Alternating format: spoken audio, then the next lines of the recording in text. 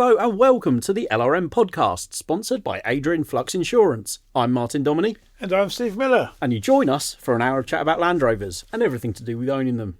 Just me and ye back on the salmon sofa, Steve. It feels quite weird, actually, there's the two of us. It doesn't feel as crowded, does it? Well, we've had 4 people on the salmon sofa in total before. We have. Yes, yeah, with the 10 years since Defender went out of production. That was cramped. Yeah. But no, we're back. Just me and you for a listener's questions special. That's because we haven't read many of them out, isn't it? Well, what happened was, we had a succession of guests on, and obviously the conversation flows naturally. And I've basically been letting the questions and the feedback build up in my inbox, and now is the time that we are going to tackle them. So are you ready? I am indeed ready. We're going to kick off all the way from the US of A. Brian Edge from Minnesota. He says, after listening to the LRM podcast here in Minnesota, I found myself inspired, or perhaps compelled, to add a classic Defender 110 to my garage. This came after already purchasing a new Defender 130 for my family. The addiction is real, and I have you to thank for feeding it. You're very welcome. I also have heard recent discussions on your podcast about the lower dash. Oh, yes. Steve is rich in lower dash. 3 of them. Yeah, you 2 are. good ones and a chopped about one. A dashboard tycoon of sorts. He says, I thought I would share an outstanding experience I had with Boston British Classics. Ah, yes. For those looking for a brand new lower dash that can work with a 300 TDI, for example, Martin Pither at Boston British Classics has exactly what you need. His attention to detail, follow-up and overall quality are simply outstanding. I would highly recommend that your listeners and readers of LRM magazine be aware of his products and services. Martin's work is top tier and deserves recognition. Thank you once again for the inspiration, the stories and the community you've built around these remarkable vehicles. Warm regards, Brian Edge from Minnesota. Thank you ever so much for getting in touch, Brian. Yeah, I've had a look at their dashboards. I think they supply into the UK as well via Amazon. Oh, really? Yeah. I have a look on Amazon, I think. I have heard of Boston British Classics and the fine work that they do. Yeah. But I haven't, obviously, not being quite so, having quite such an unhealthy obsession with lower dashboards that you do.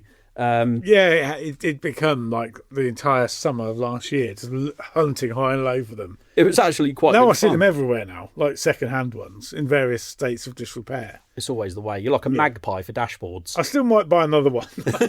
Just get that 10 out of 10 rather than 9.5 out of 10. It'd be a real flex to have a load of absolutely mint dashboards just on your wall. Just like... I can think of better things to put on the wall. An incredibly niche way of showing off how much... how valuable my part storage is. I was in the shed yesterday having a tidy up, actually. Good. Yes, ready to... got an interesting little tool, actually. So we might as well talk about that. Okay. Because we tried to put the Auto Sparks wiring loom through the chassis, didn't we? We did, yes. And we got a bit snarled up. I bought this little camera... again on Amazon for like £22. Okay. And you plug it in to your phone, download an app, and it's like an endoscope. And it lights up at the end, and you can actually see down the chassis rails. That's really good. But I need a second pair of hands, hint, hint, because you're trying to poke the thing through and you're trying to hold the phone and look. You need someone to look and direct and then attempt to pull the loom through, because we're a bit snarled up on something, aren't we? We had a bit of a struggle with it, didn't we? And I think a lot of that is down to the round plug for the heated rear screen, is it? It's a really quite bulky connector. Yeah. So when I had the wiring loom made, there's an option to have the heated rear screen plug added. Yes. Which I did in case we get fed up with a soft top and we want to go hard top, and I've got a heated rear screen already pre-wired. Sure. So anyway, but that does add bulk to the loom, and this little camera, it's quite handy. And then I just thought of all the jobs you could use it. You could check the internal chassis condition of your Land Rover with it. You could look down in the bores of an engine with it to see if there's any damage, cylinder wear, stuff like that. You could spy on people around corners with it. You could check down the back of cupboards. You could look for things that you've dropped in engine bays. You could make a periscope if you're on a submarine. There's loads of things you could do with that camera. Well, and the other thing, right? So it's got like a little bracket that goes on the end. It's a magnet. So if you have dropped a little nut or bolt down somewhere, Interesting. you can feed the camera down and the magnet on the end will pick it up. That's a great idea. 22 quid. It's not the best, finest image quality, Yeah. but good enough to see what you need. There's nothing worse than dropping a spanner or a bolt and it landing on the under tray, because then you've got to lie under the Land Rover and unbolt the under tray to retrieve whatever you've dropped. So that does sound like a great solution. I would say the magnet wouldn't be strong enough for a spanner. Oh, really? Possibly more like a little nut or something like that. Okay. Well, maybe I have to try that. Yeah. We'll do some consumer testing. Yeah, we will. But for 22 quid, I thought, if that all it does is get that loom through without snarling and you can see where it's getting hooked up. Because it's funny, because we determined that it wasn't getting snagged right at the end. No, like at the end. Along somewhere. Yeah, it's somewhere about halfway down, isn't it? Because there's a lot of supports like welded in supports inside a chassis. And bolts that go through for like your dampers and stuff like that, so it could be getting caught on something there. But we'll have to spend. It takes a couple of people really, and I've been on my own. I'm trying to hold that look. Yeah, and then I need somebody feeding the loom at the other end. It's a bit of manoeuvring and jiggery pokery, but exactly, it's a bit easier on a series because you don't have quite as much stuff inside the rails. It threads a little bit easier, but yeah, it's something we'll have to do. I got a new tool the other day. Is it something that you want to talk about? It is. It's funny you should say that, Steve. It is indeed. I got a brand new torque wrench because my last torque wrench expired. And I wasn't... I'd gone longer than I care to admit without a torque wrench to do bolts up to the correct torque. So you do everything up to F-tight? Well, no, I did it with my calibrated arm. Okay. I have a rough idea of how tight things should be. Have you gone back and tested how calibrated your arm is? I should do. So I thought that was X and then try it. I actually should do that. I haven't yet, but I will. My new torque wrench I'm very excited about. My first ever digital torque wrench. Oh, handy. Yeah. So it's it takes a bit of setting up. It takes a bit of getting used to. Don't get me wrong. It's not just like twist the handle and then wait for the click. It's you can set it up a few different ways. You can either just look at the screen and it tells you the current torque figure, or you can set a target so it starts to beep as you approach the torque figure. Okay, so you don't get that actual mechanical click. No. How do you not? No. So you can carry on. You can just keep. Like a parking sensor goes beep, beep, beep, beep, beep, beep, beep, beep. It does that as you get close to the correct torque. Okay. It's quite good actually. It's a Clark Pro 237 half-inch torque wrench from Machine Mart, and again, I'm still getting used to it. The first time I used it was yesterday for doing up my bearing caps on my 200 TDI, which I'm finally getting around to putting back together. So what range is that, torque range? It goes from, it's quite a low range actually, it goes from 20 to 200 Newton meters. So it's pretty, it'll cover most jobs on the Land Rover. Yeah, handy, yeah. Wheel nuts, things like that, head bolts, etc. So, and I also, to go with it, I ordered an angle gauge, because the one thing it doesn't do is angle measurements, which a lot of torque wrenches do, but not at this price point. This was only £107.98. Okay. Which is a great price for a digital torque wrench. But it does mean if you need to do angles like head bolts, you need a separate angle gauge, which is only 12 quid, I think, from Machine Mart. So very excited to try out, continue to use it really. And obviously there'll be a review coming up in Tried and Tested, which you also should do for your camera.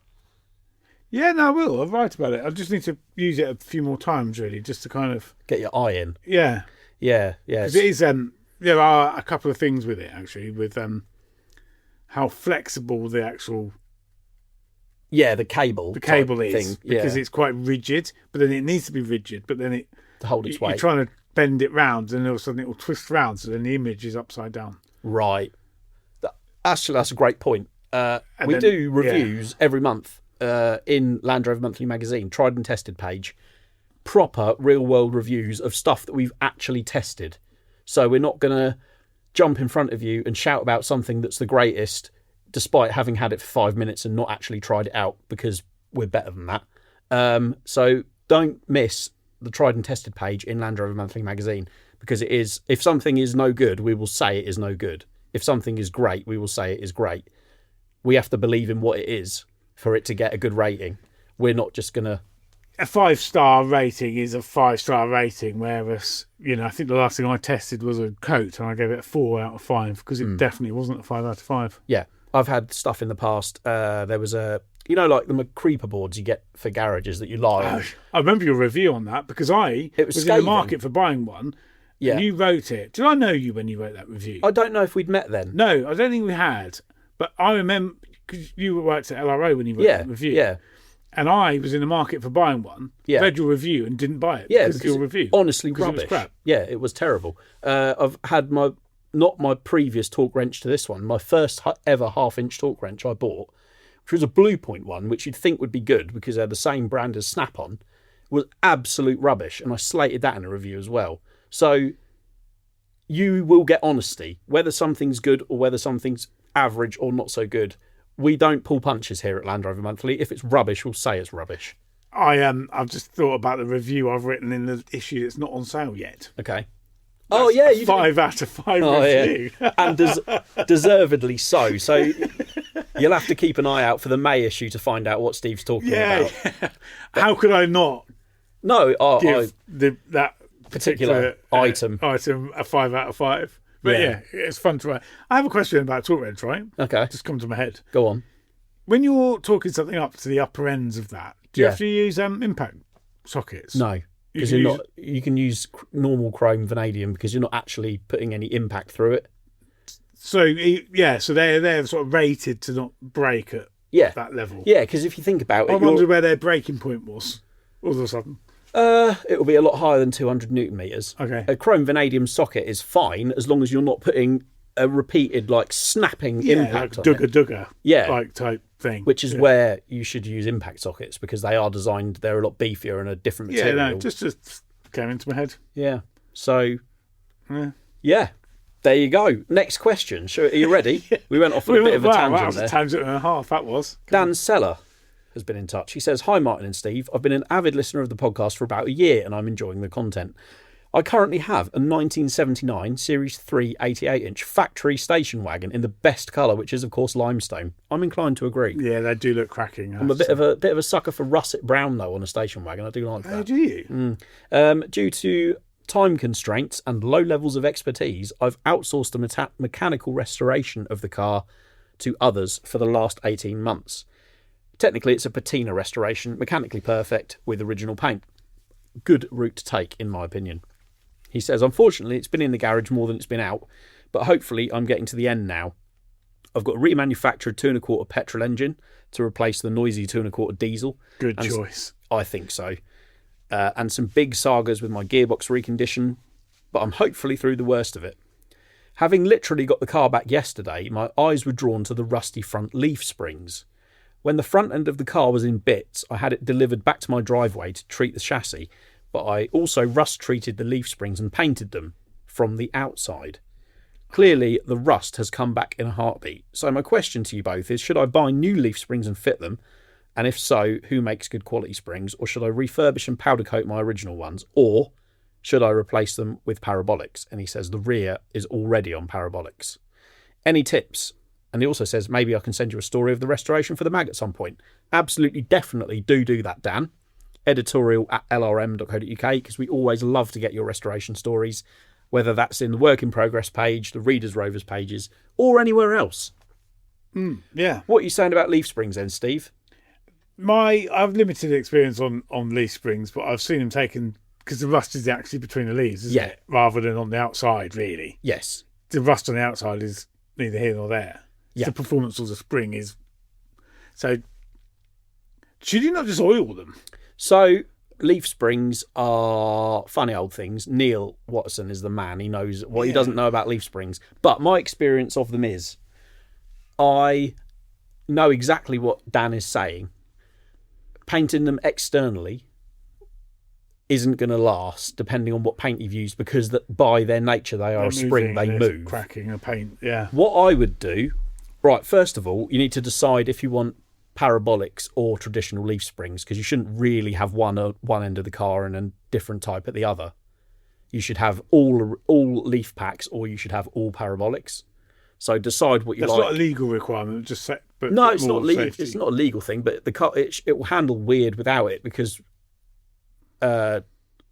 traditional springs give you generally a lot less body roll. They're a lot less compliant. Yeah. Even when they're new, and parabolics are a lot more, not softer, but they're a lot more giving, if you know what I mean. I can notice the level of body roll in my Series 3 is massive on parabolics compared to traditional leaf springs, but the payoff is you do get a bit of a smoother ride. Especially on the roads today in the UK, with the potholed roads. With the state of it. But if you're carrying heavy loads, then you'd go convert back, wouldn't you? If you were loading your Land Rover up. Yeah, if I was carrying heavy loads with it, I would put traditional leaf springs back on it. What I would say, Dan, is if your original springs on the front are in good condition, i.e. they're not cracked, they can be packed full of rust and solid, but if they're not cracked, I would take them apart, clean all the rust out, either put graphite, like dust or grease between the leaves, reassemble them. I wouldn't bother painting the outsides of them. I would just paint them in like a CV or a moly grease, like a molybdenum grease, which will look, well, it will look better. It won't look perfect. It won't look like paint, but it also won't fall off when you go over bumps. I would then, personally, it sounds like a really nice original, like if you're going for a patina restoration, I think I'd go for traditional leaf springs on it. Yeah. I would get a new pair of leaf springs to go on the back to match the fronts, and I would run it like that. And they'll go rusty soon anyway. Well, yes and no. They last fairly well. But they will. The key with leaf springs, especially traditional leaf springs, is the vehicle has to be used, because if it isn't, moisture will get between the leaves and rust will set in, which is why they look like they splay out. Do you know what I mean? They go like swollen when they're not used. So go out and drive it, and also make sure you're going over, speed bumps, or you're doing a bit of green laning. Get the axles moving, and it helps keep things free. As for brands, there's lots of different choice. Personally, having fitted them, I would go with Britparts leaf springs, traditional leaf springs, front and rear, because I've never had a bad experience with them. They ride really well. They last really well. You can load them up, and the ride height doesn't sag. They don't lean. I had zero problems on I had new leaf springs from Britpart on my Stage 1 V8 truck cab. Yeah. No problems at all. Perfect. We had them on the LRO Series 3, which we sort of did sympathetic restoration, just returned it to the road, and they were perfect for years. Flexed quite well off-road for a traditional leaf spring. As I say, I've got parabolics on my 109, and I really like them. They suit what I use it for, i.e. it doesn't get loaded up with loads of heavy stuff. I just use it mainly for camping and that. And I don't mind the extra body roll as a payoff for a smoother ride. And it flexes brilliantly off-road, as we saw when we were setting out the Newbury off-road course. Yeah, it's a fantastic thing, yeah. For a leaf-sprung vehicle with standard length dampers. It was comfy. Yeah, it's not bad. Yeah, you're on the way home. As comfy as you're going to get with a leaf-sprung thing. But I would certainly choose what spring type you want, and I'd fit that all round. So if you like the parabolics, then go for parabolics on the front. And if you want to go for traditional leaves, which I probably would on a vehicle like that, fit them all round. That's my advice to you. For consumer advice. I think we've, I think that's the way forward.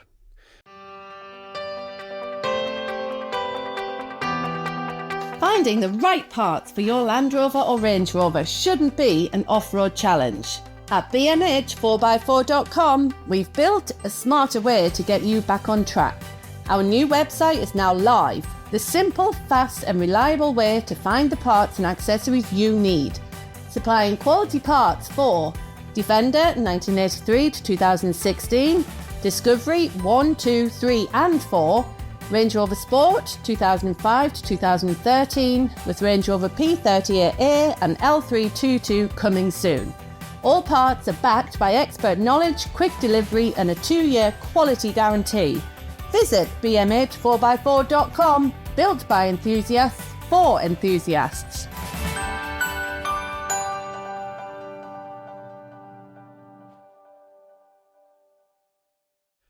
Ready for another one? We are on a roll now. We're ticking them off now, Stevie. Zach Rapley has been in touch. He says, "Hi Martin and Steve, hope you're well. This chap is in Australia. He says, I'm a proud listener. I actually found the podcast by randomly typing Land Rover into Spotify a year ago, right after buying my first Defender, which is called Dory. He says, I moved from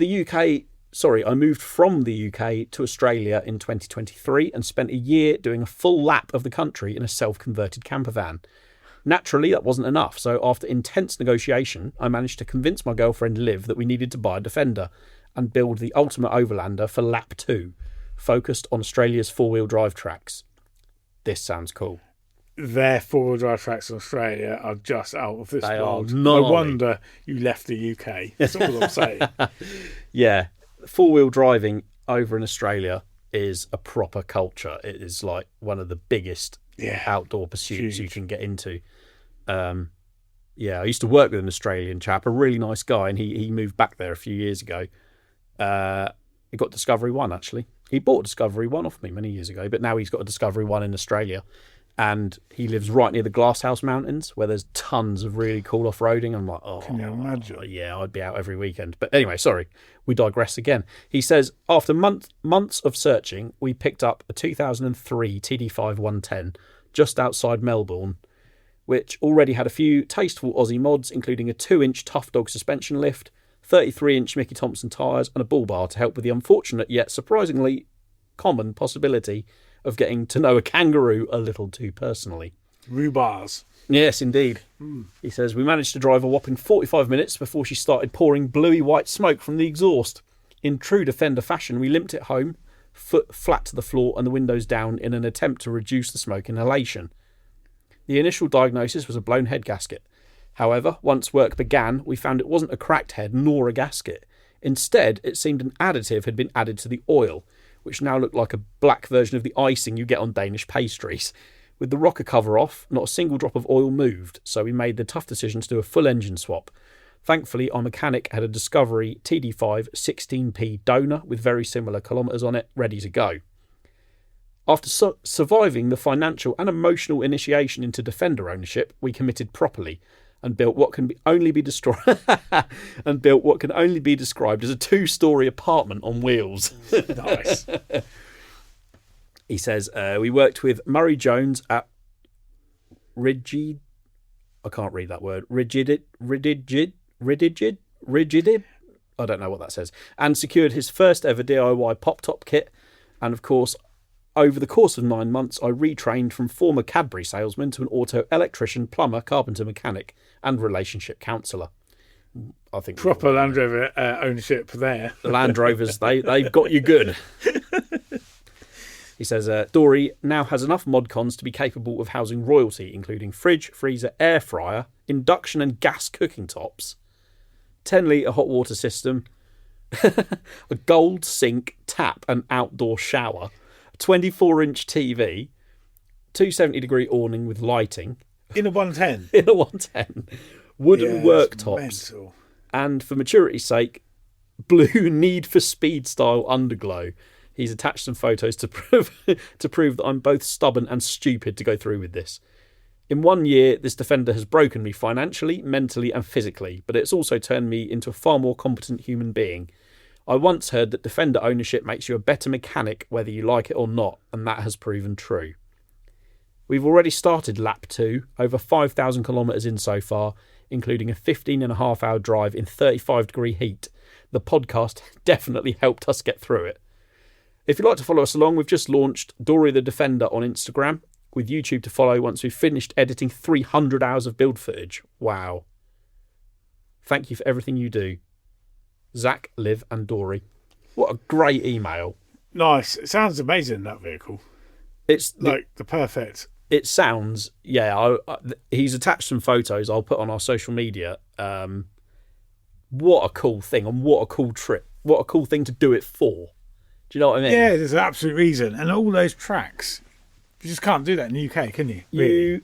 Not really. Unfortunately, the UK, it has some fantastic green lanes and it has some fantastic scenery, some fantastic countryside, but it's a small island and... It's just too small. It's, yeah. Once, again, it's difficult, isn't it? Because everyone should be able to go out and enjoy the lanes and for the most part people do, but there's always the minority that cause issues, and I don't know how long some of the bigger green lanes have got left before the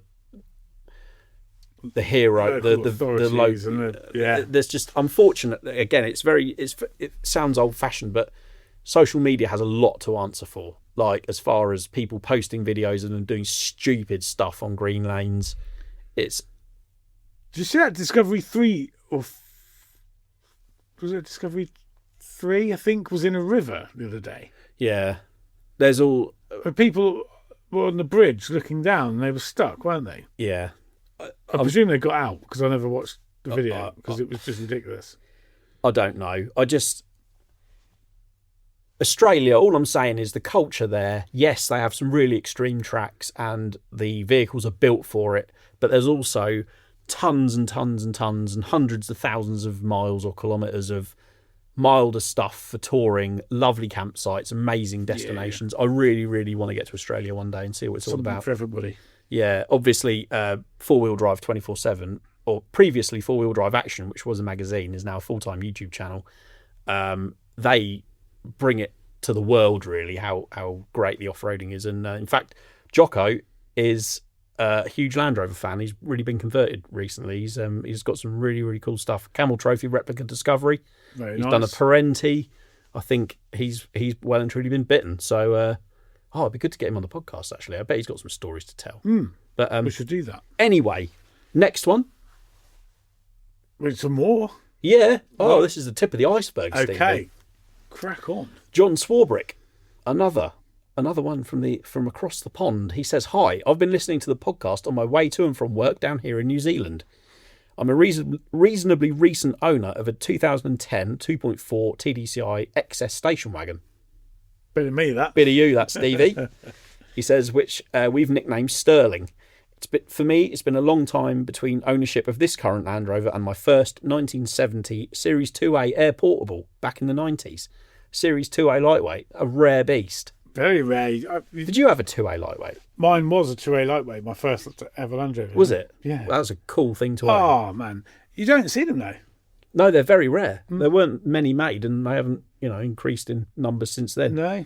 I can't remember the last time I saw one, to be fair. Steve Grant at Britpart's got a coil sprung one on an Arrow chassis with a V8 in it. Oh, apart from that one. That's really cool. Yeah. I need to hassle him really to get that finished because I want to go for a rip in it. Anyway, he says the TDCi is great and we've been having a lot of fun off-roading, camping and tending to its mechanical needs. It's very usable and always gets a lot of positive comments. And it's nice to get away from other Land Rover owners as we travel about. We did a 2,500 kilometre camping tour around New Zealand's North Island over Christmas and it behaved itself beautifully. It's been heartening to hear some positive comments on the TDCi on the podcast recently. Indeed. I recently treated it to a new rear A-frame ball joint and bushes to cure a knock on drive take-up. I think I might have that knock. Has yours had a A-frame ball joint? Or is it something we need to treat it to? No. The noise has got a little bit worse. Right. As in, not horrendous, but to the point where I think it'll be easier to diagnose now. It's a really odd... It's always been there. It's very strange because there's no up and down play in the ball joint on yours. I reckon if there's any wear, it's just very slight fore and aft. The axle moves back and forth. But I think now it'd be easier. What we need to do is get the GoPro camera underneath. Yeah, that's a good idea. And put away and stop and reverse and everything else. We can do a live diagnostic check. Let's do that next week. He says, yes, I recently treated it to a new A-frame ball joint and bushes to cure a knock on drive take-up and also did the rear anti-roll bar drop links and bushings and a gearbox oil change this weekend while listening to the podcast. I was wondering if it's usual for the gearbox to be overfilled. I took out over 3.5 litres of oil and put back the requisite 2.4 litres. This has improved the quality of the gear change immeasurably. Not quite rifle bolt smooth, but it's much improved and feels normal. Prior to the change, it was super notchy when cold and had a very poor selection. I suspect the oil hadn't been changed since it's left the factory based on the state of it. I'm currently considering adding to the fleet, influenced by your weekly discussions of Land Rover acquisition, and have been looking at an ex-Singapore Defence Force 110 with a 12J and LT77 for a bit of a project vehicle. The podcast is great. All the best from New Zealand, John Swarbrick. And there is his 110. For the record, I'm showing Steve a picture of the 110. Yeah, very nice. Yeah, I could do with one like that. In answer to your question, John, yes, it is quite common for the gearbox to be overfilled, and the reason for that is, for years and years and years, Land Rovers the driveline components were filled to until it comes out with the filler, filled till it spills. So you'd pump oil into your gearbox or your transfer box or your axles, and then as soon as oil appears in the filler hole, you then put the filler back in. Just like you do the back axle, the diffs. Exactly. TDCIs with the MT82 gearbox don't use that system. They have a specific oil capacity. Oh, right. So And- old school mechanics basically just Yeah, do so what they've always done. someone who possibly didn't know that was the case has probably pumped oil into it until it's come out of the filler, which is way too much, and explains why the gearbox didn't feel right when it was cold. But it sounds like you've rectified it and things are better. You don't think of these things, do you? I didn't know that was a thing. Yeah, it's because it's the Ford gearbox adopted from Ford rather Right, than yeah. what Land Rovers own, where, for all their faults, they did make life easy when it comes to servicing, because you literally just pump oil into it until a bit comes out and then you put the bung in. And then when the bung's in, oil will still Come out. so it's run out. At least it had oil in Oh, it. don't. I've going off on another tangent. I've been ordering parts because the grey Freelander's due a service. My new green one needs a service, which it will get when it passes MOT. The V8 needs a service and an oil filter, because I think that's why it's got low oil pressure when I first start it. And I've needed to buy oil for the 110 for when the engine's back together. So I've spent quite a lot of money on oil recently. Your own refinery. I could do with a refinery, really. Goodness me. And what else? Oh, I've got oil seals that need changing on various things. Rear diff oil seal on the Series 3 is leaking again. It's leaking on the 110. Keeping the oil in places where there should be oil. It's better. I still need to investigate a small oil leak on my TD5. You've got a rocker cover gasket leaking, haven't you? Well, that's what you said it was. I think so. It's leaking from the back of the engine, isn't it? Which is normally rocker cover gasket. Although, didn't you change it? Yeah, but Oh, yeah, right. Okay. Yes. I changed the loom. Yeah, but did you put a new gasket on at the same time? Yeah. Oh, it should be all right then. I put some cedar in the back. Yeah, so you should have cured it. Yeah. So where's your oil coming from? don't know. It's not major. Nah, don't worry. I mean, literally not major at all. Keeping the chassis fresh, that is, Steve. It's not that bad that it's over the chassis. It Does have an MOT in a couple of months, Oh, right, okay. so I need to start thinking about it. What was I going to say? Oh, the other part of John's email, he says, currently considering adding to the fleet influenced by your weekly discussions about adding a Singapore Defence Force 110 with a 12J and LT77 for a bit of a project. Do it, I say. Yeah, why not? Life's too short. Buy another Land Rover. Do you know what I was thinking yesterday as I was putting that TDI back together? How you should have... I don't know. Yes, if I had my time again with that Land Rover, I would have just fixed the oil leak on the 14J and just carried on running it. Or put another NA engine in it. I think you've forgotten how slow it was. But it wasn't that bad. It wasn't that bad. It wasn't actually for as bad a as I remembered. non-turbo. I thought it was a nice little thing, really. Yeah, it's one of those where, all right, let me rephrase it. Had the engine that was in it when I bought it been original, I definitely should have kept it.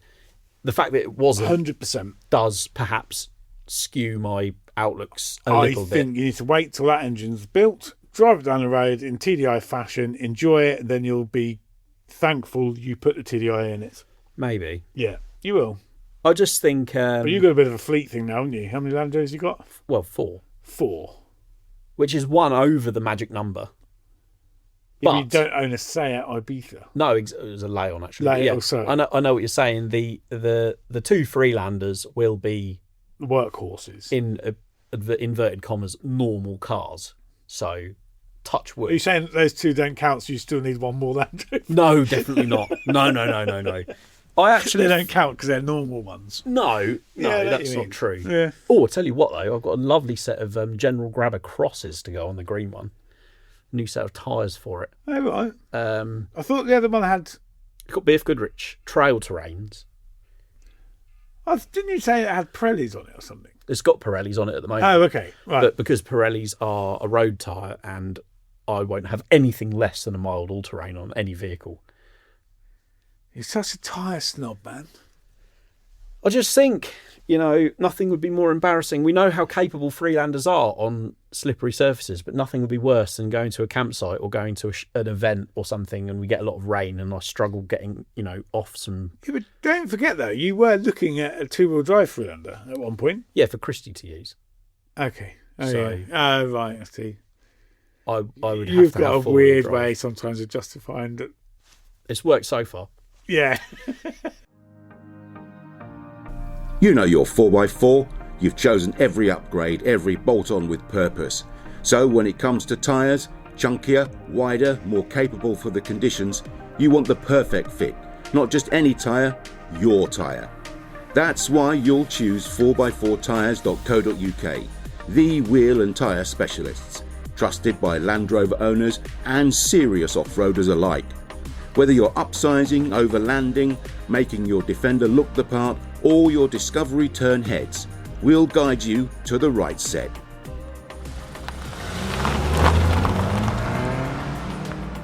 With over 800 fitting locations across the UK, from online to on-road, we've got you covered. Browse by vehicle, wheel size or brand. 4x4tyres.co.uk. The right fit, the right place, the right price. Anyway, Ed Offer has been in touch. Moving on. He says, "Morning, I've been a long time reader of LRM, but I'm new to the podcast." Well, welcome along, Ed. Nice to have you. He says, "It's keeping me thoroughly entertained. I posed an interesting question to myself while listening to the episode with Richard Hall from Norfolk Garage, which is now Lincolnshire Garage because he's up in Lincolnshire."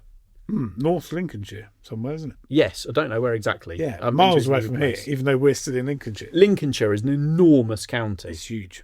The PE postcode, whenever I'm looking for stuff on Marketplace, I go, oh, it's in a PE postcode. That won't be too far from where I am. And it can be up as high as Skegness, Which is well far.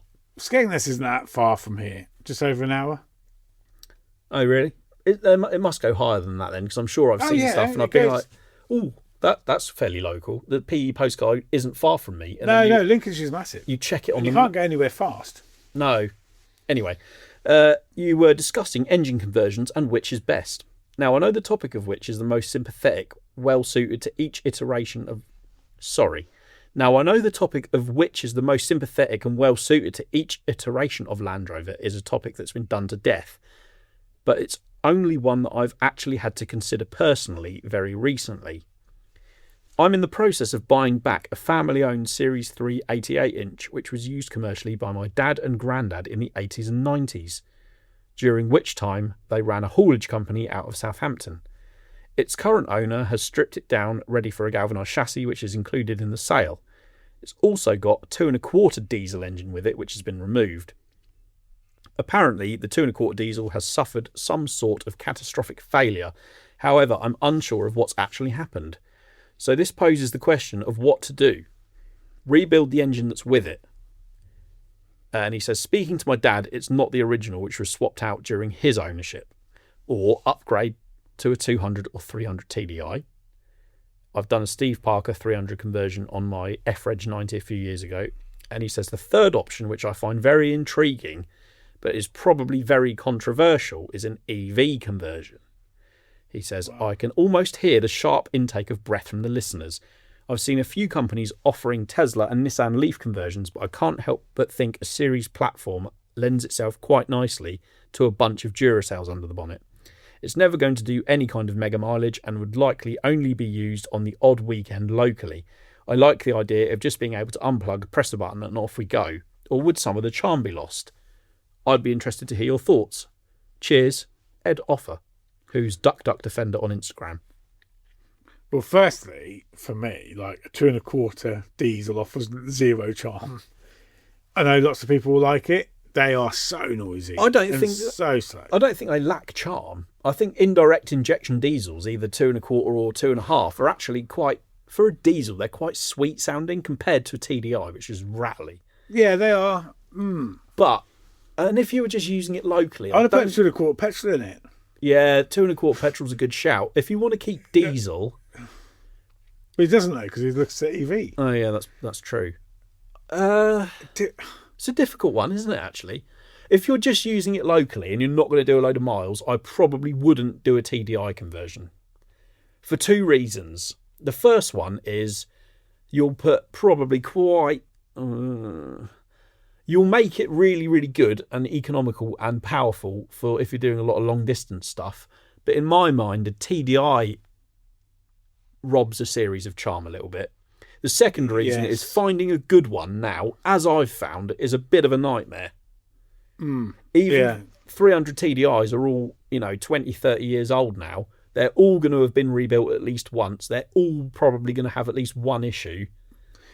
Yeah, I've driven a couple of TDI-powered series Land Rovers, and they're quite low geared. They're quick on acceleration, really noisy. Yeah. Build up a load of heat.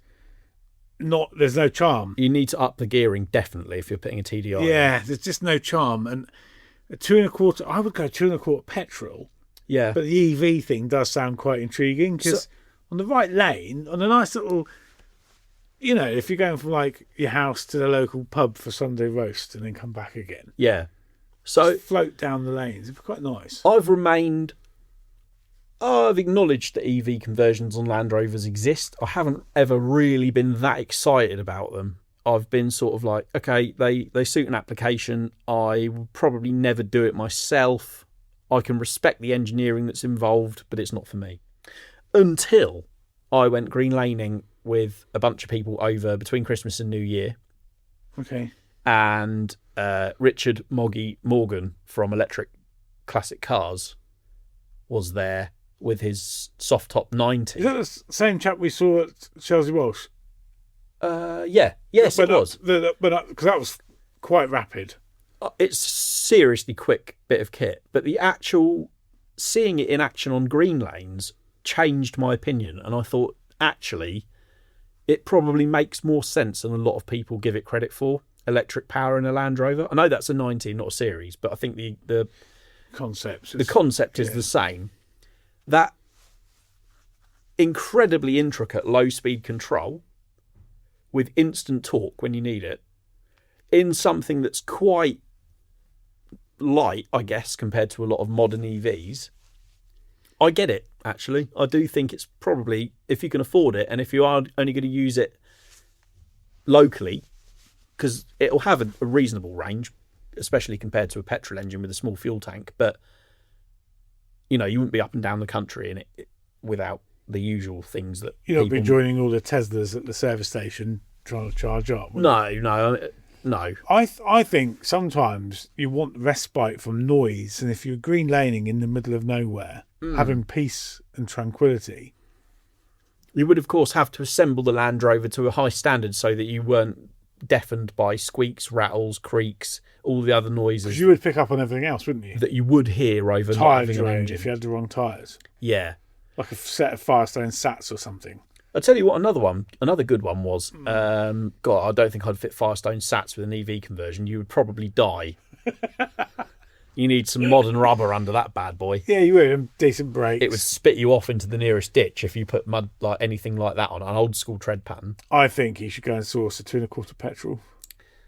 It's a nice, lovely little sweet engine. Do you know what I'd do, actually? Is I'd have a go in one with a 2.25 petrol, and I'd have a go, if you can, experience one. There's obviously a few companies in the country doing it now. Go and see if you can have a go in their demo electric-powered Land Rover, be that a Defender or a Series, and see how you get on with them. Because it's not a decision to take lightly, an engine conversion. No, it's not. Either way, the electric will cost a lot more to do. Oh, yeah. Something that... They're not cheap, but I can, like I say, my mind was really sort of changed after that experience, and it wasn't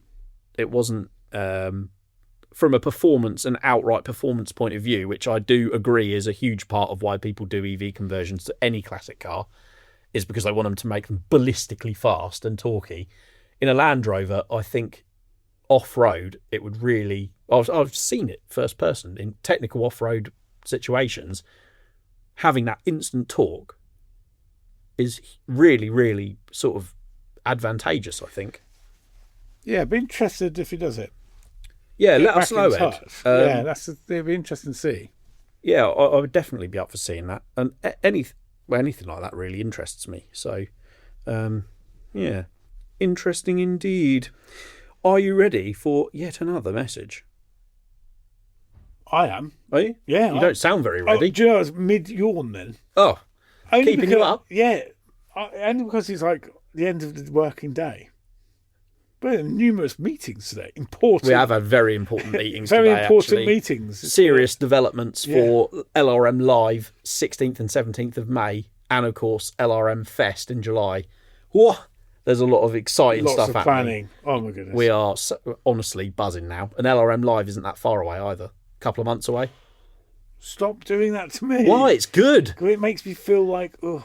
Why? Like, You're supposed to be excited as well. I am. Well, act it then. I can't act. Steve's a bit scared because he has to do all the hard work for these events, and I have an easy It's not ride. hard, Really. it is hard work, but yeah, it's Do you know? I want to know someone who'll be coming to both. yeah, of course. Richard Stennett has messaged in. He says, "Hey up, hey up, Martin. I don't think he's from Yorkshire. I don't know why I put that accent on. If you start the message with A up, you might You be think it's from immediately from Matt? the north. He's from the north, isn't he? Anyway, he says, I've just listened to my first LRM podcast. Well, I don't know where you've been, Richard, but thanks anyway. He says, I've got myself some noise-cancelling headphones for driving the Series 3 with actually disturbingly effective. I've got noise-cancelling headphones for my Series 3, and they are very good. He says, I brought them to plod up and down fields and up and down the roads with my noisy trailer behind, and they do a great job. And he said, I searched on, I think he said it was Apple, and Dan from Demand came up on the search.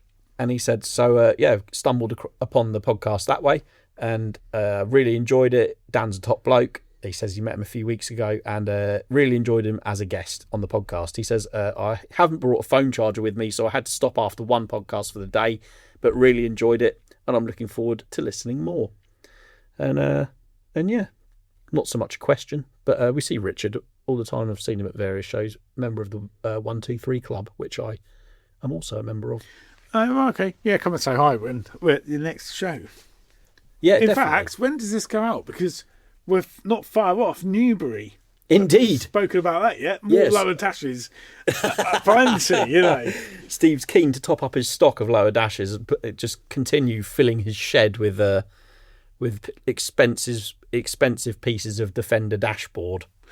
I was thinking about my wheels and tyres on my TD590. Right. Because last time it was MOT'd in May last year, they said an advisory for rusty road wheels. Yeah, And I'm still annoyed. I would be as well because that was Because uncalled it's surface for. rust, really. It's not like they're not solid. No, it's not. It's not. But they are a little bit. They've had another winter since then. Yeah, and they have been painted before. They're definitely not factory finish. No, they're not factory. So what are you thinking? Don't know. Well, don't know. Are you going to change them? Might do. I think you should you need to save your money for the wheels that you need for the project. Because, Yeah, well, yeah. But that's sort of there, isn't it? But this is my everyday car, and it needs I think, a little bit. I don't know if I would change it or whether. No, I think Well, they're I the wrong would. wheels for those tyres, aren't they? Yeah, that technically it should have 750s on it, or it should have a wider steel wheel. Yes. I'd go to a Wolf wheel, 6.5 inch wide steel in white, so it looks kind of factory, and then I'd run that. I quite like the Wolf wheel. I think they just add a little bit of. They're a bit sort of if Well, you get know. genuine Wolves. You could get genuine ones or Or have them aftermarket. blasted and painted white professionally. Well, you could do, or you could get off the shelf ones from like 4x4 tyres. Who sponsor this podcast? Oh, yes. You should definitely go there to get your wheels. They and do them. And yeah. in fact, keep an eye out in the magazine because Greg King's been to do his ever popular A Day With series with 4x4 tyres. So keep an eye out in the magazine for that. So yeah, check out the May issue of Land Rover Monthly for Greg's travels to 4x4 tyres, so you can see behind the veil of what you see on the internet and social media, where you would obviously pick up your chosen wheel and tyre package. Maybe you should have a chat with Chris from 4x4 tyres and get him to hook you up with some Wolf wheels. Yeah, that's not a bad shout, Because they do the standard size 6.5 inch wide, and they do an ET0 one, which has a much bigger lip. They look really cool. But you'd have to fit wider tyres. Wider than 235? Yeah. 2.45? 265, 75s probably. 265s are a bit wide, aren't Or they? 285s if you wanted to. Ooh. You could go proper chonky. No, I don't want to. That's too wide. Okay. Yeah, go for a standard wolf wheel then. It would suit your OEM Plus style. Go for that. I want OEM Plus. Yeah. Standard 6.5 inch wide wolf wheels. I would go for them. Okay. Do it. Do that. Decision made. ET20 if you really want to know. Anyway, John Simpson has been in touch. He says, "Dear Martin and Steve, it goes without saying I'm an avid listener to the podcast and subscriber to the magazine, and I always look forward to it dropping through the letterbox. My question is, what are your thoughts on insurance write-offs? What I mean is it such a crime to own one?" He says, not literally, but he owns a Defender 90 truck cab. I have a Defender 90 and a truck jumped out in front of me several years ago and it was written off. We were determined to get her back and a deal was done. He says, well, it wasn't that simple. The insurance company had already booked it into the auction the following week and we had not even reached a settlement. So we ended up rushing to Copart on a wet Friday afternoon to stop it going through. Not the first story I've heard about that, actually. That's a bit cheeky, isn't it? Yeah, I think there's a lot of weirdness that goes on behind the scenes of some insurance companies. So you do have to be a bit... There's a lot of... Yeah... I've heard similar stories, but it's not good. Anyway, he says, once arriving home and having had a good look over it and knowing that we could still find all the parts required easily, we had the 90 booked into a well-known Land Rover garage in Warwickshire for the rebuild. A new chassis was supplied along with any panels needed and the back was full of parts for the 90 when we dropped it off. On getting the Landy back, he says, we were chuffed to bits. It was just like new. It's a 2001 TD5 with only 70,000 miles on the clock. So to be fair, although not a nice experience with regards to the crash, it was the best thing to happen to the 90 as it came back better than it went away. He says, so one day I was popping down to the local village shop, went into the shop and a gent was coming out and basically in our conversation, he offered to purchase the Defender. He quoted a price and I laughed and up went the price. It's not for sale. We carried on chatting and the conversation comes up that it was in fact written off. Lo and behold, the gentleman's conversation changed to being a lot more apprehensive and he wasn't nearly as interested in buying it anymore after I'd told him that it was a write-off. So it was on the books as a write-off, but obviously it's a better vehicle than it was before it was hit by the lorry. He says, I often hear on some well-known forums about written-off Land Rovers, all doom and gloom. A lot of people make a big issue of anything in purchasing a Land Rover if it's written off, but they're all for rebuilding them like they would if it was tired out. Exactly. If it's a new chassis, a new bodywork, new paintwork, it's a rebuilt Land Rover. Because the logbook has... Yes. Write-off. That's the... Kind of makes no difference. Right, yeah. But it kind of does. He finishes off by saying, so why is it more difficult to sell them? I would still want a good sum of money for mine because over the years it's been looked after, worn parts have been replaced and it's low mileage. And we often hear that Land Rovers are the best vehicles for the environment because they're infinitely recyclable and rebuildable. And just to add to this, I've never had any problems getting it insured once it was back on the road. Keep up the good work. Regards, Jonathan. Interesting one. It is. So, yes, I think it's a very valid point, actually, and not one that I've thought of personally. People are obviously more than happy to invest good money in re-chassising, re-bulkheading, re-engine, going through a Land Rover for a completely new Land Rover built from parts on an old logbook. Yeah, you're rebuilding the same vehicle, but you're using a lot of new parts. That's not thought about twice, but rebuilding a crash-damaged one is, because obviously it's got that category marker on it. Yes. I think a lot of it comes down to possibly the quality of the work. But that's the same for if it was rebuilt, having not got a category against it. The difference, I think, would be if you owned a Land Rover and you wanted to get it rebuilt, you would do a lot more. I'm not saying this is the case for Jonathan's, but you would do a lot of research. You would really do your homework and you'd find out the company that you really wanted to have rebuild it and you'd send it there. When it comes to rebuilding a Land Rover, I think some people, unless they knew for certain that you had bought back the written off car and then gone off your own back to have it fixed, they might think, oh, it's an insurance write-off, it's been fixed by whoever, and it might not have been done to the correct standard.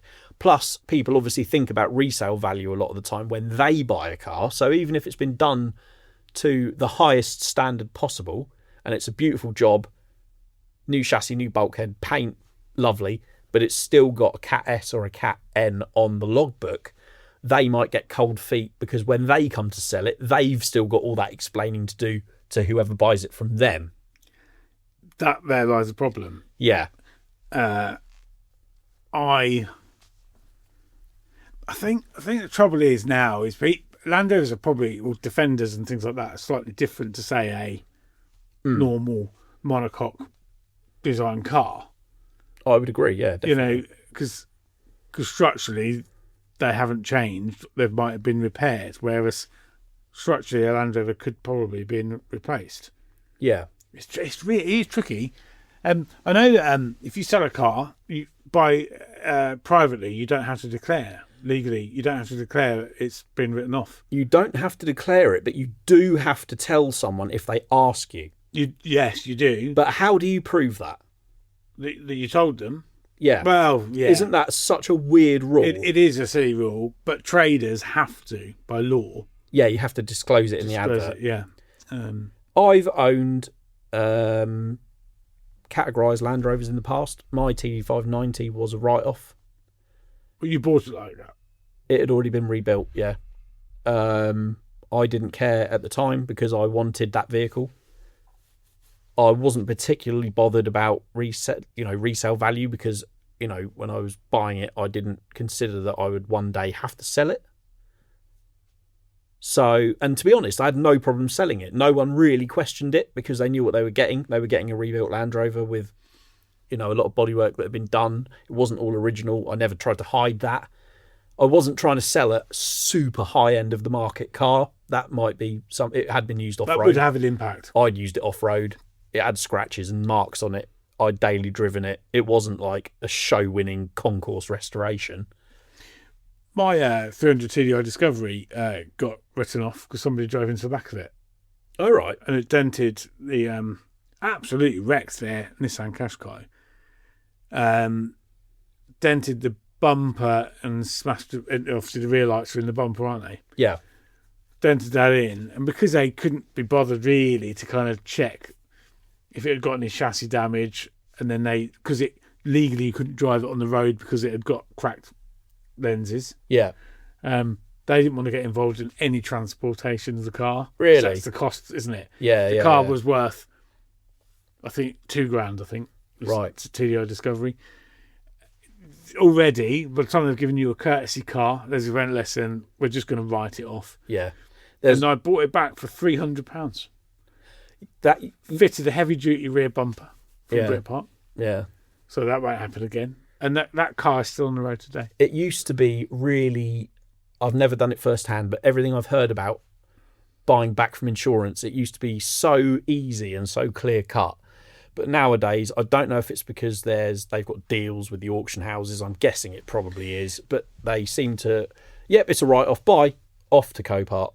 Or off to Cinetic, or any of these salvage auction places. Because people are charging so much to store this stuff and transporting between A and B and C and D. Right. They just want a quick fix. There's the car. That's where it needs to go. Do pay. Get it done. Yeah. Because time is money. It's bad, isn't it? It is. It is. And I'm not saying it's the same throughout the industry. You've got to choose your insurance company wisely. You have. Speak to Adrian Flux. Absolutely. Who sponsors this podcast, because they will be well versed on this kind of subject. Definitely, yeah. But yeah, just something to be aware of. But I don't think, unfortunately, we'll ever get away from that stigma that a categorised vehicle holds. I just think that's the way of the world. People do shy away from it, and they will, unfortunately... Sounds serious, isn't it? It's a write-off. Regardless of how well the thing's been restored, if it's got a category non-structural or structural marker on the logbook, that will be like, oh, don't know.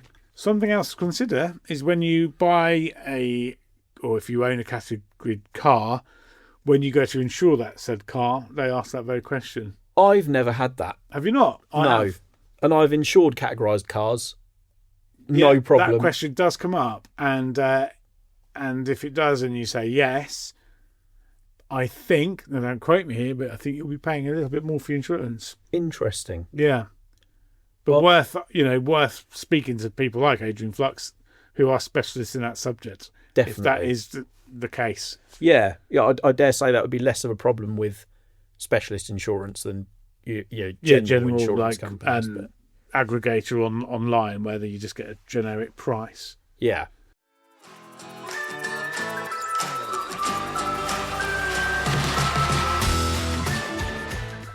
We're proud to partner with Adrian Flux, the UK's largest specialist motor insurance broker. They can cover all sorts of Land Rovers in the UK, EU and further afield. So whether you're planning a trip to Europe or you're exploring new areas of the UK, call them directly on 0344 728 0417 for a quote, or search Adrian Flux Land Rover Insurance for more information.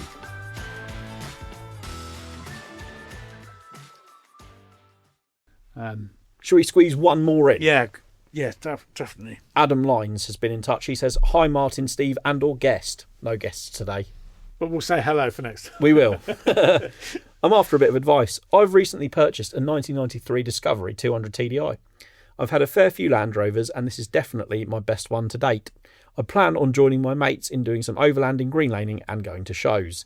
The green laning I have done, I've struggled as my axles get beached on the ruts. Therefore, I'm wanting to upgrade my standard 235/70/16 tyres. He says, after a lot of research, I've come to the decision that the biggest size a standard disco one can run is 245/70/16. So 245 millimetres wide as opposed to 235, which it was previously. I'm not sure will make much of a difference. So my next option is 235/85/16, which is a standard Defender size, what you've got on yours. Yeah, decent. Which I love the look of, but I'm very reluctant to do the camel cut, which is essentially you cut the back of the wheel arch to stop the tyre hitting the rear quarter panel. You would no doubt see it on camel vehicles. See, I'm not keen on it's that. like a diagonal cut. Yeah. He says, I believe I'll need a 2-inch lift, but I'm unsure whether to go for heavy-duty springs or not, especially when the Land Rover is fully loaded with roof rack, roof tent, dog and camping gear. Love the podcast. Cheers, Adam. Right, I've got first-hand experience of this because I've owned a few Discoveries and I've always put bigger tyres on them.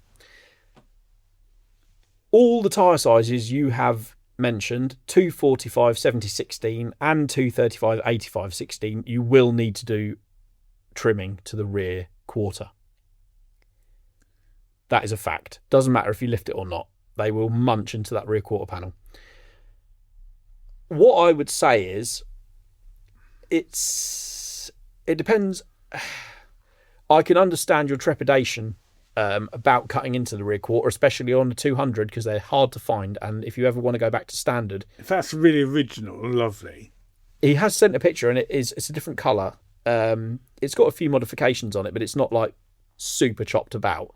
I would think really carefully before cutting the rear quarter, because they're, like I say, they're in short supply, and if you do ever want to return it to standard, maybe you don't, maybe you're happy with it being an off-roader and a green laner and a camper the rest of its life, it will be a pain to do. I've tried getting away with minimal cutting on my Discoveries in the past, and it's never really been enough. So the last tyres I had on my 300 were 245/75, slightly taller. They were a nice sized tyre and they looked right, but they did, even after I just trimmed the inside of the arch, so it still looked standard, it still got caught up in the tread and bent it all up, and I had to redo it all. So unfortunately, I think even 750s, which are even narrower still, I'm pretty sure they would still catch the lower section of quarter panel. You are pretty limited with them unless you're happy to go hacking about with a grinder. So I would either stick to a 235/70, which is the standard tyre size, and just kind of have to deal with the lack of axle clearance, unfortunately, or bite the bullet and do, enough trimming that your tyres don't hit, which is doable on both the 245s and the Defender size 235, 85. The other thing to be aware of, tyres are never an exact science. Some tyres will be the same size on the sidewall, but different brands, the size will vary. The overall diameter and the width will vary from brand to brand, and mud terrains, all terrains, they are all slightly different. So it's a real case-by-case basis thing. Or he goes off-roading in another Land Rover and buys another Land Rover. Keeps that one original. That's a great point, Steve. Yeah. What you need is a series. See, it always. It always comes down to buy something else. Yeah. Get a Series 3 or an early 90 or 110 and use that instead. And then keep that original. And keep the Discovery nice. There you go. Consumer advice more again. Consumer advice. Buy more Land Rovers is the answer to most people's questions. I completely agree. No one Land Rover does it all, does it? Let's be honest. No, it doesn't, unfortunately. That is the thing. But you can make informed decisions, and in this case, that decision should be buying another one. You're welcome. Yeah. I think we'll wrap it up there, shall we? It is very almost home time. Indeed. And I've got things to do. I've got an engine to put back together. So, yeah, busy times. Follow us on Instagram if you so desire. I'm Land Rover Martin. And I'm Steve Miller Automotive. Definitely, even if you don't want to follow our boring personal accounts, follow Land Rover Monthly on Instagram and Facebook. Sign up to the YouTube channel. Sign up to the email newsletters where we will send you all the latest information on vehicles that are for sale, events that are happening, accessories that are new, and loads of other great stuff. You'll also learn about what is in the newest magazine first if you sign up to the email newsletter. So head to landrovermonthly.co.uk, click the banner at the top, and sign yourself up. It costs you absolutely nothing, and we won't send you a load of spam. We would love to see you at any of our events. Newbury's coming up, followed by the rescheduled Ripon Auto Jumble. 19th of April, that one. Yep, Ripon on the 19th, Newbury at the end of March. Then LRM Live is happening, 16th and 17th, in the beautiful backdrop of the Malvern Hills. Yeah, of May, that one. Of May. 16th, 17th of May. Don't miss it. It's going to be wicked. No, it's an awesome show. It's going to be a cracking show. We've already got some amazing trade booked in, cracking clubs. The entertainment's going to be better than ever. The bar is going to be buzzing. Don't miss out. It's prime barbecue season. We're just getting into the cooking outside weather now. So bring your mates, bring your barbecue. Have a great time. We'd love to see you there. We're going to be doing live podcasts at LRM Live, at Billing at the end of June, and at LRM Fest, our brand new event for 2026, 11th and 12th of July. Don't miss out. Lots going on. So much going on. It's honestly, 2026 is going to be the best Land Rover year ever, Stevie. It is. And I need to go and look. I need to go like wheel and tyre shopping. You do. You need to have a chat with Chris at 4x4 Tyres, who you can read all about in the next issue of Land Rover Monthly. So why not head... Tell you what, actually, don't sign up for a subscription online yet, because we've got such amazing subscription deals coming out at the events this year. You won't want to miss them. Yes, that's a good shout. Yeah, so that's another meeting I've been in today. Come and see us. Organising those things. Come and see us in person, and we'll sort you out with a cracking deal with a very, very special little extra gift, which I'm sure you'll be very appreciative of. So yeah, lots going on, lots to get involved with. We just love the Land Rover community, and we love to be a part of it. We love to bring it together, whether that's at a show, whether that's on the podcast, on YouTube, in the magazine. It's just brilliant, isn't it?